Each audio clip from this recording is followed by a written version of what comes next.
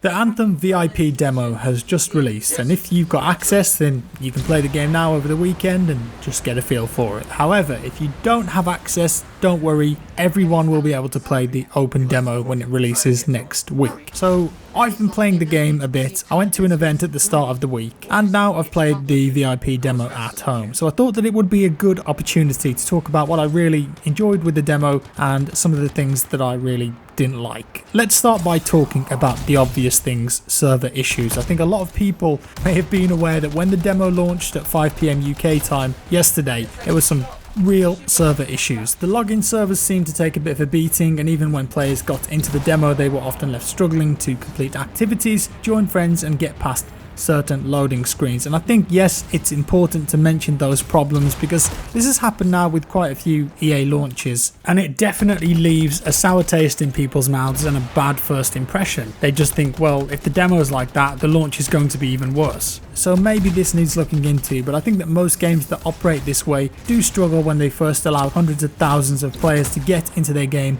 all at the same time. Perhaps it could have been managed better though, and there are certain suggestions online that the way they handled their online logins was making the situation worse for themselves and they were effectively DDoSing their own servers, but I think they should be able to get this all sorted for launch. Hopefully, fingers crossed. Now, that's the obvious one out of the way.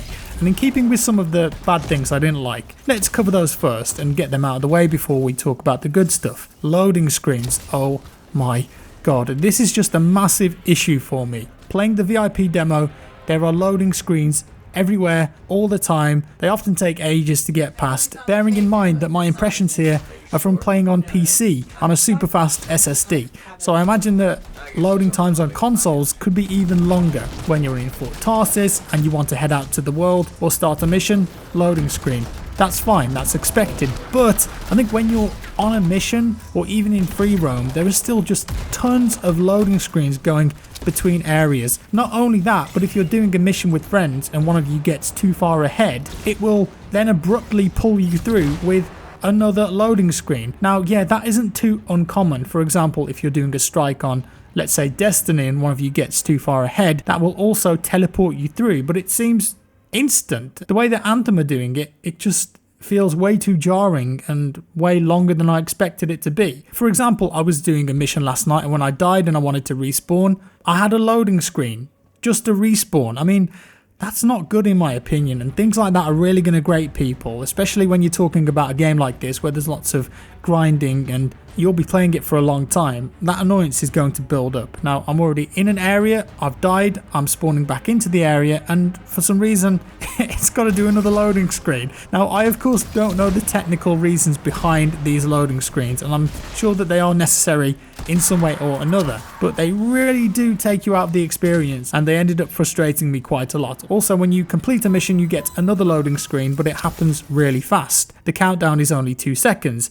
It doesn't give you a lot of time to run around and collect things that are on the ground. Weapons, for example. So I hope that there's a system like in Destiny where lost items still find their way to you like the Postmaster. One of the worst examples for me was we'd spawn in the free roam area after a loading screen, go into a tunnel, but before we went into the tunnel there was a loading screen, and then we literally flew down the tunnel to go into the next area, and then there was another loading screen. So I was just thinking, why wasn't part of that just a cutscene or something? I don't know, it's really weird, but that's how I feel about it.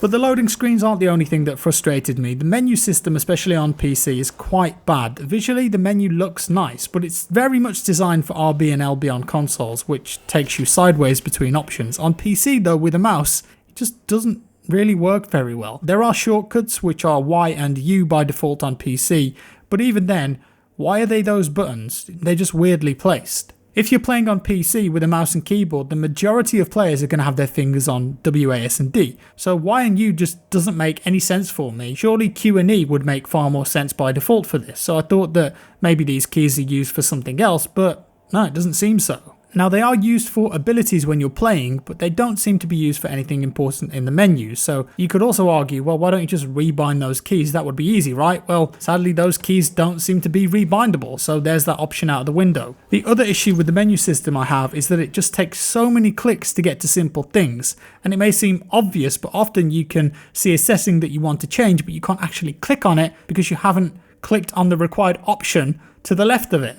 And sometimes you've got to go into menus to come back to then launch missions and do other things. It just ends up being quite a muddled, convoluted experience that isn't very user-friendly on PC at least. I think it would be a better experience on console with a controller, mind you, but still, there's some fundamental things there that I just don't agree with. One of the things that I missed from my time playing in Destiny was also the option to change up my javelin from a menu without having to get inside it or manually go to the forge. When you play Destiny, you can just load up your inventory screen and see all of your armor and weapons on one screen and easily change stuff out. In Anthem though, you've got to physically go to your javelin and get inside to access the forge, or manually walk yourself to the forge that's next to the javelin. This could be by design because they want you to have this interaction with your javelin to be able to change things and make it a bit more physical, and I do understand that. However, all it does is take you to another menu anyway, so why can't I just access that menu from anywhere?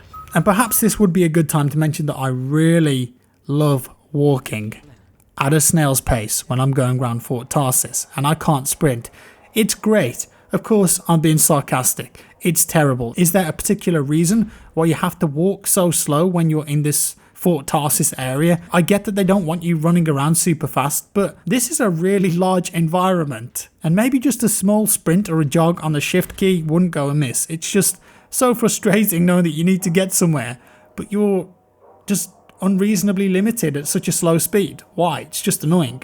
A couple of small points here too. The emote button. Why on earth is that on full stop on PC? It just seems weird to me. I think the F keys would be a much better place for emotes, F1, F2, F3. And when you do get the emote menu up on PC, it also shows a D-pad. So perhaps they haven't fully changed up a few things here from the console version of the game. I think it's worth remembering that this is apparently an older version of the game, and Mark Darrah, the executive producer for the game, made a point of saying on Twitter that the demo has 6 weeks less of bug fixes, as well as a different game balance, a different economy, no tutorials and less nuanced PC controls. This puts you in the middle of the game. So perhaps some of the PC specific issues have already been addressed. I just think that perhaps this is a bit of an oversight for a demo. This isn't an alpha or a beta, it's not a test. This is a demo that's supposed to sell people on your game, and yet it's a much older build with a lot of stuff left out. Doesn't really make sense to me, but I understand that the way the industry works, all demos have to be certified and signed off. Maybe this could have been done differently. I don't know.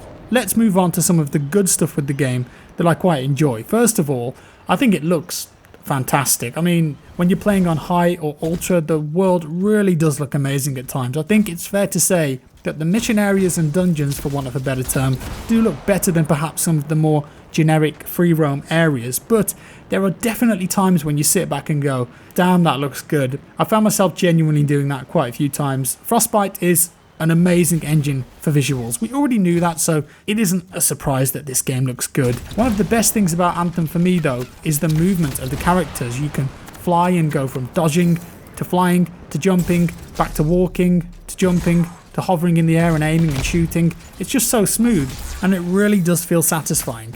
The demo has all 4 javelins in it that you can play, starting with the Ranger, and when you reach level 12, bearing in mind the demo starts you at level 10, you can select another javelin from either the Storm, Interceptor or the Colossus. The Storm just looks epic with its lightning attacks, the Colossus is a huge tanking beast, and the Interceptor is basically a space ninja.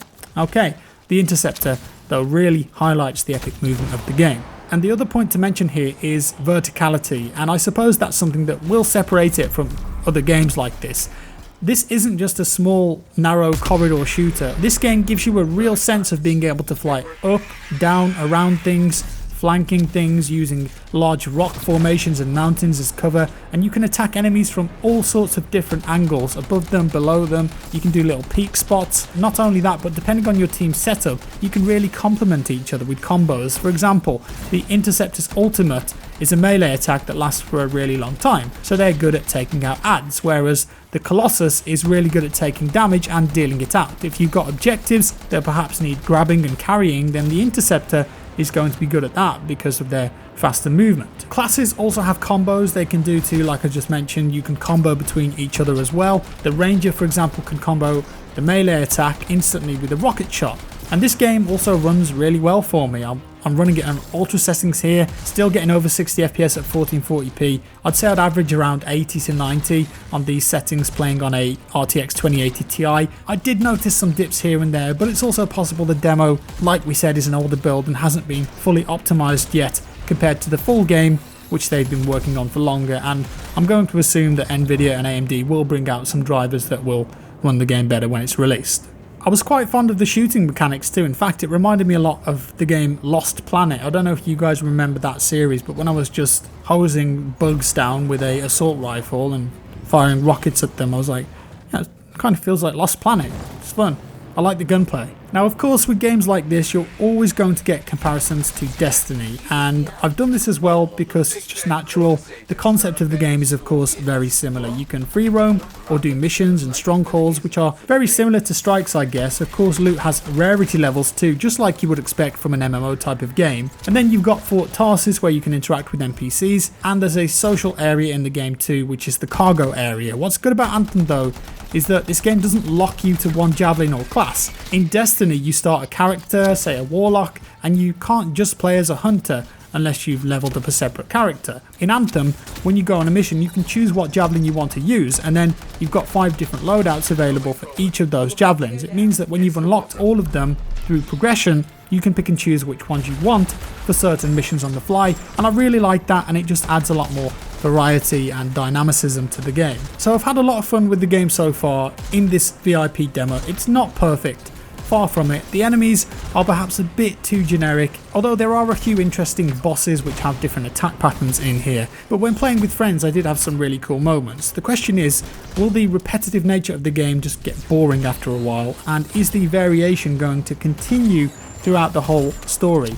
We will see. And am I ever going to reach the point where the loading screens just make me want to alt F4 the game? Maybe. What's really going to make or break this game though is how interesting and how long the story is, as well as the end game content. Now, we've had a snippet of the story in the demo, but because the demo starts you at level 10, you've already missed the beginning part, and perhaps you just don't feel that invested in it just yet. There was a lot of things that if you just played the VIP demo weren't really explained. It's up in the air at the moment, and I'm hoping that they can get those PC specific issues ironed out. Fingers crossed, because overall I thought it was pretty fun. So there we have it, guys. If you've played the VIP demo, let me know your thoughts down in the comments below. I'm also going to drop 5 codes in the comments at some point, so watch out for that. If you liked the video, give it a like. If you didn't, a dislike. Subscribe for more, and I'll see you in the next one.